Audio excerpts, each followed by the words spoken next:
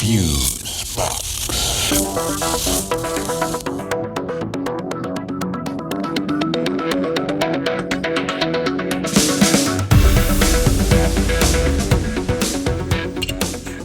Okay, this is Fusebox number 149, Full Throttle Stop. And you just might want to buckle up real tight. Yeah, this vehicle makes frequent and annoying stops. And starts. And stops again. And then another start with a little stopping on the side, you know? Hello, friends. Welcome in to this somewhat hesitatingly entitled Fusebox show number 149, Full Throttle Stop. Yeah, and we certainly am. I'm your wondering aloud while silently screaming host, Mark Rose, and over there, always at maximum velocity, is the grand poobah of Gain himself, Milt Keynes, everybody. Thank you kindly.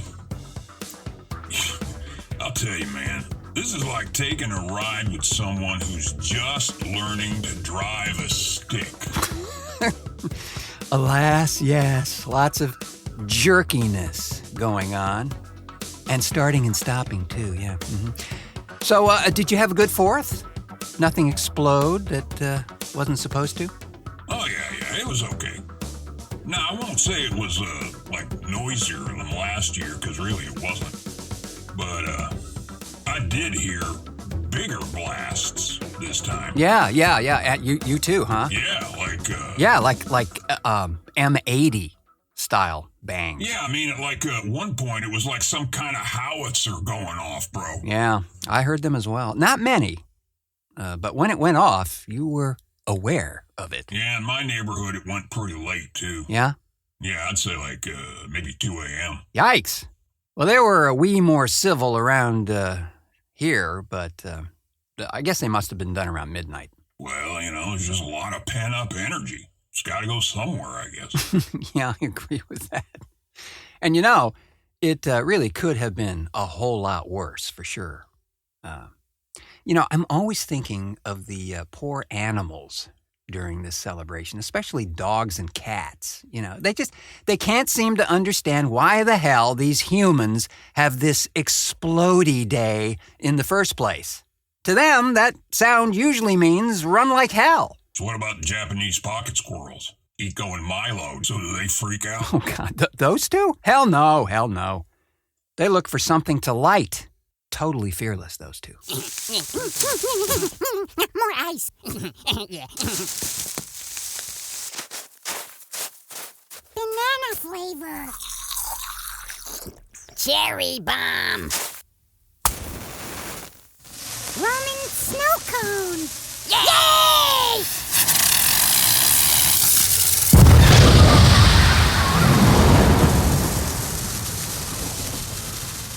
The show for everybody, but not everybody will like it. Fusebox. TheFuseboxShow.com.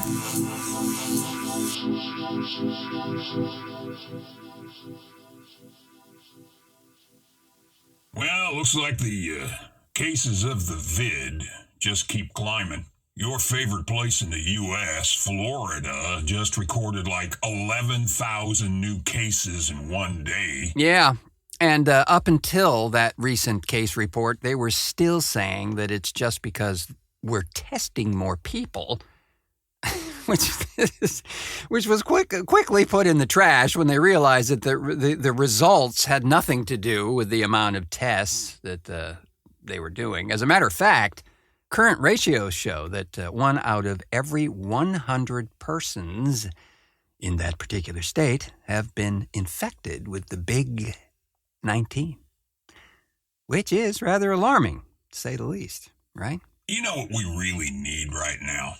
Gojira? Someone to just tell the fucking truth. Stop lying and trying to make the numbers look better and just come clean with it. It just looks stupid. And they're doing nothing to instill confidence in their leadership. What leadership? The whole damn world has done a better job of handling this pandemic than we have. Well, Brazil is teetering on the brink of disaster, but that too is because their fearless leader, Bolsonaro, who is also a big denier of the virus, even going so far at one point as to say the country would no longer be posting casualty figures, only 24-hour totals. Oh, did I mention? He just tested positive for the virus as well, right? Yeah, so much for that hoax. Phoenix, Arizona is a hot spot now, too. No pun intended. Well, it's like 100 degrees and people are waiting in their cars to get tested for as long as 8 hours in some places. Oh my God, that's just remarkable. And also those poor folks on the front line, the docs and nurses, they must be at their wits' end with this thing, you know.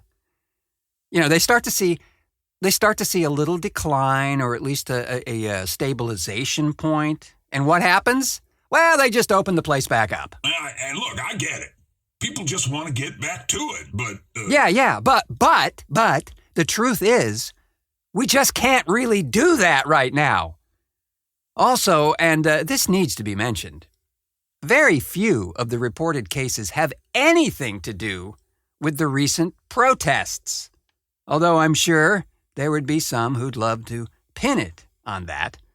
Those folks, for the most part anyway, and certainly out here, are all wearing masks. I don't know if you saw that report on the New Mexico shooting. Oh, yeah. Is that where they were trying to topple a statue of a conquistador and it got a little out of hand, that one? Yeah.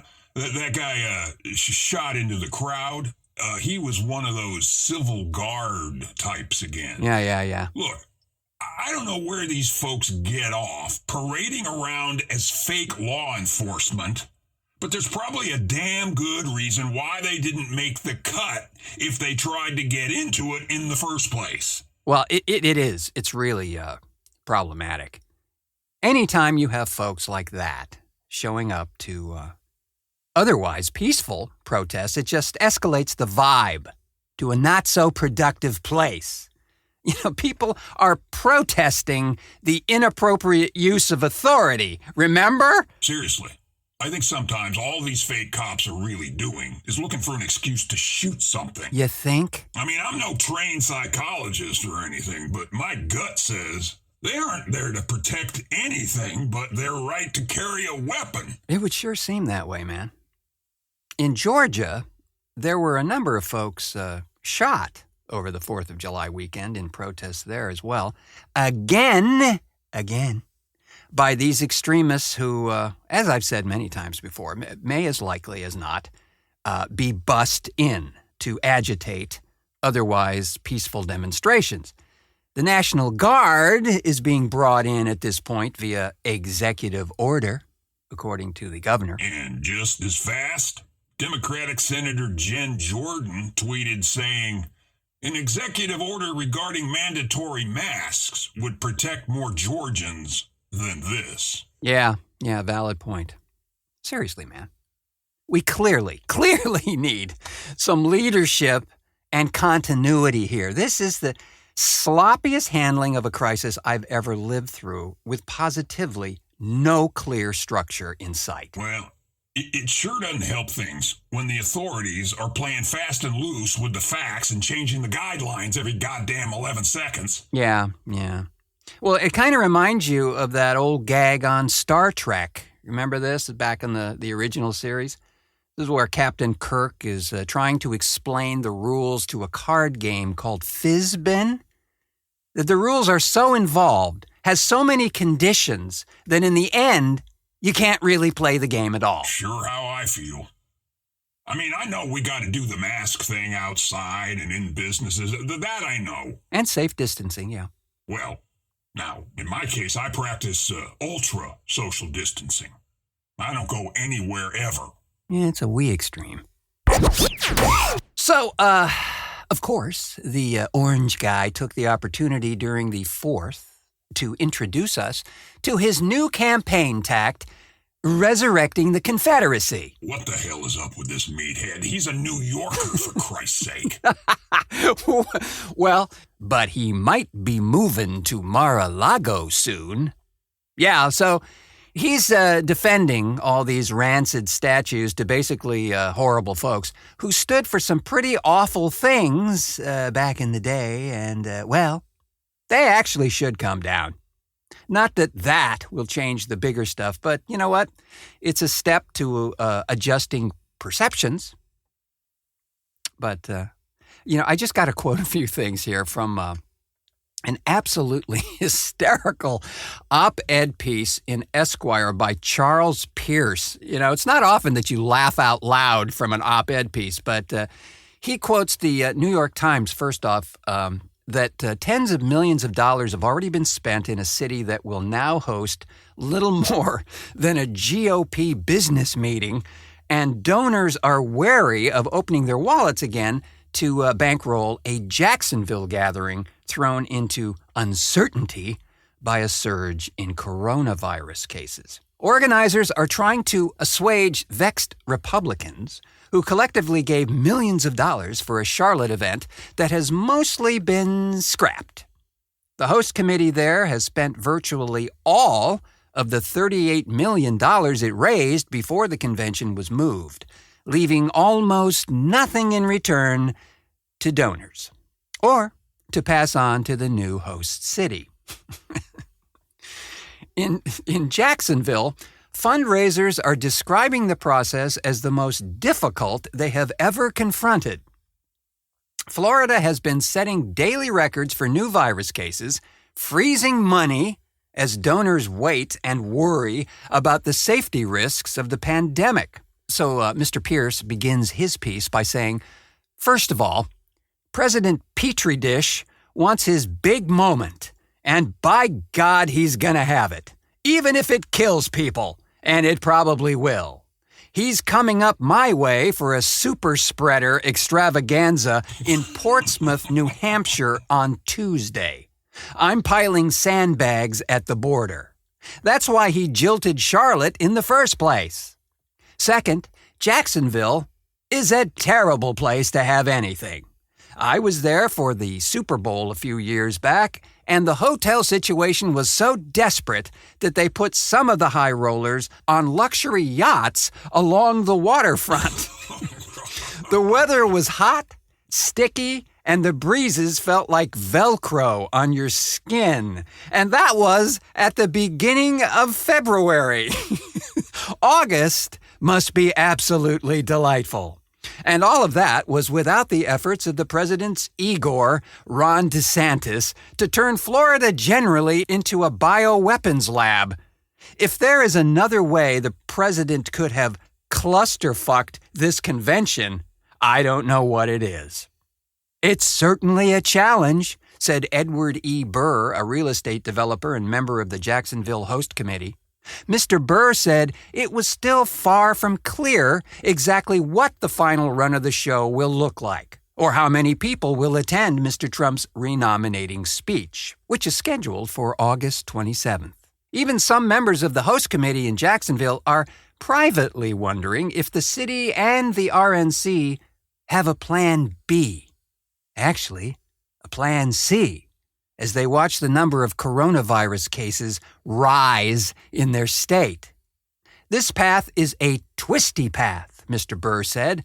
A lot of things continue to change. I've got plenty of friends who said this is a bad thing to do, he added. But we're doing it.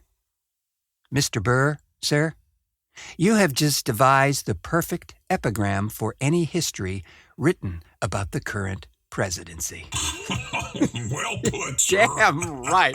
Like I said, it's been a while since I laughed out loud in an op-ed page. Really, that was really good. Good on you, Mr. Pierce there. Yes. And yes, how about that? $38 million, that is just laying there like some kind of foul-smelling carcass. really do wonder how all these bright financiers are seeing this present situation. I mean, come on. You're just going to walk away from that investment and say, oh, well, better luck next time. They do it to get something in return. Really nothing altruistic or good old buddy about it, you know? Might also be a really good idea to take a long, hard look at the guy suggesting you throw your cash at this big idea in the first place, you know? I mean, hell, there's a picture of Trump under the definition of bankruptcy. Well, yes, true excellence in failure. Well, take, for instance, the 4th of July festivities, right? Held at the White House, where, jets were a-flying and flags were a-waving and tongues were a-wagging with statements like this. Now we have tested almost 40 million people. By so doing, we show cases, 99% of which are totally harmless. I'm not sure where he's getting his facts, but... His ass. Pulling them right out of his ass. Well, by the way, that place he called Pretty Good a few months ago, Johns Hopkins University, well, they estimated the fatality rate as being nearly 5% of all cases. Well, we know his math is totally pooched. I mean, his stats said... And again, when you have 15 people, and the 15 within a couple of days is going to be down to close to zero, that's a pretty good job we've done. Yeah, not quite. Add to this the really, really cringy fact that when President Obama had the 4th of July celebration back in 2015, he featured as musical guest Bruno Mars. Remember that? This year, Orange Guy had... A sock puppet? Might as well have had. No, he had the U.S. Army Band playing a cover of a Bruno Mars track, a couple of them. Kind of says it all, doesn't it? I don't know. I thought he'd maybe just light the Constitution on fire. It's pretty useless to him anyway. Except for that slippery Second Amendment part that seems to have more translations than the Bible at this point. Well, I know he's getting a lot of flack for spending bucks like this at a time when clearly that money should go to things like saving people from being kicked out of their homes or starving or whatever. I mean, What the hell is taking so damn long at getting this next round of checks to folks? Well, Senator and human snapping turtle Mitch McConnell says it's a-coming just as soon as they can figure a way to get most of it to their fat cat friends, but still make it look pretty good to you. Seriously, bro, if they think they got agitation now, just wait till folks get mass evictions. Yeah, it's not a future I want to see, for sure. Do you realize that here in Portland, folks have still not gotten their unemployment compensation situations processed? I mean, the feds set up this thing called the PEUC, or Pandemic Emergency Unemployment Compensation, and this was rolled out in late March. And that's when I applied, in March. Haven't seen one claim form processed yet, and I keep sending them in, because that's what they say to do every week, is send a thing, but no, not a dime yet. Of course, the computers that office has been using dates back to just before the invention of dirt. So not sure how that's going to work out. Man, there are so many flaws in this mess. Sure as hell does shine a light on the areas for improvement, though, yeah? Yeah, no joy there. Yeah, well, I don't want us to exit on a downer here, so let me tell you about a little positive motion and another good chap I found out there on the interwebs. Wait a minute, I know where you're headed. And let me just say, just for me, I dig the hell out of this thing, and it smells amazing, bro. Well, it's real wood. No press board, nothing like that. Anyway, what are we talking about, friends? Well, I'm glad you asked, because in the studio here, I've had this desk that housed a variety of audio equipment, the computer, you got hard drives, mic preamps, effects units, all that crap. The usual stuff in an environment like this. So it was all working fine, but I wanted to consolidate things yet again and add a musical keyboard into the whole thing. And it just wasn't possible to do with that particular design. So, I get on the always highly reliable interweb there. And lo and behold, I find this nice chap in Texas. His name is Justin Leeah. He has a company called Leeah Designs. And also turns out that this guy is a Grammy award-winning engineer himself, who also just happens to love making these workstations out of solid birch. Mainly because he could never find the actual design out there that fit his needs. So he built his own. There you go. Yeah. So come to find out, a lot of folks also had the same issue, and there are a lot of designs out there, many of them really, really quite expensive and not exactly a good fit, at least not for me. So I take one look at this chap's design, and I say to myself, You know, I think this is the one. I wonder if he'd build one for me. So I guess he did. yes, sir, he did.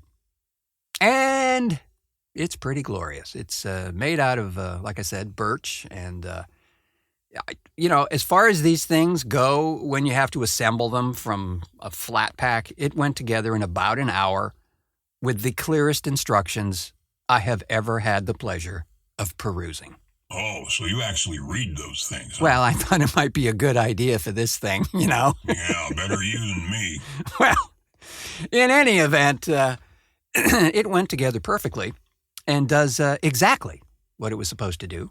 And with bonus, extra rack space too. Really? Yeah.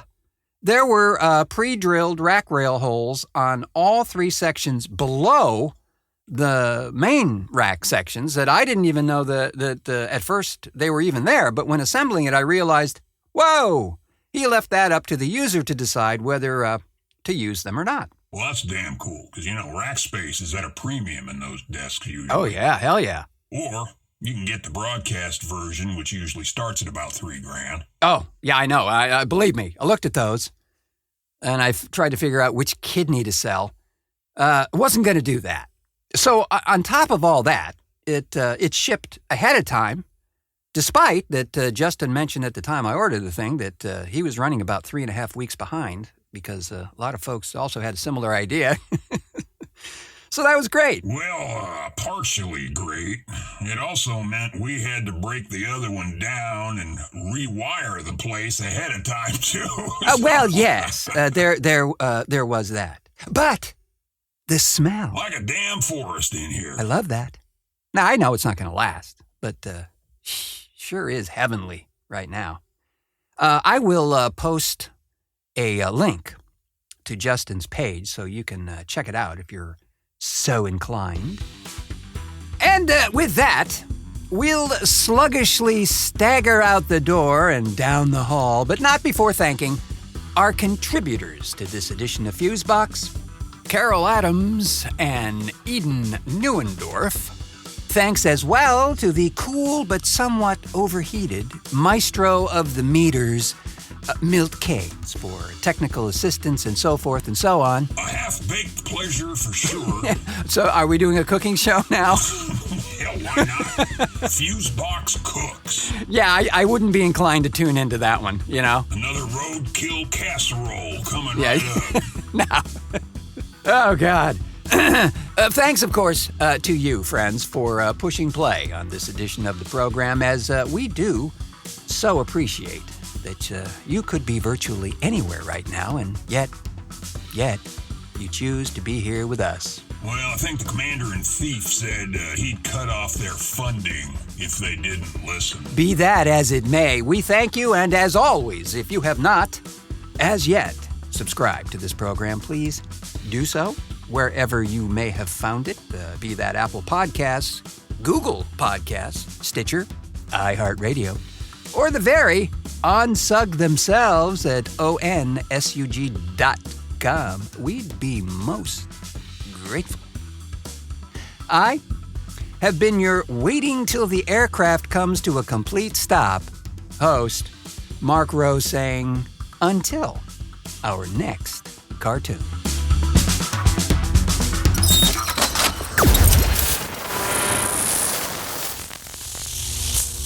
Reviews.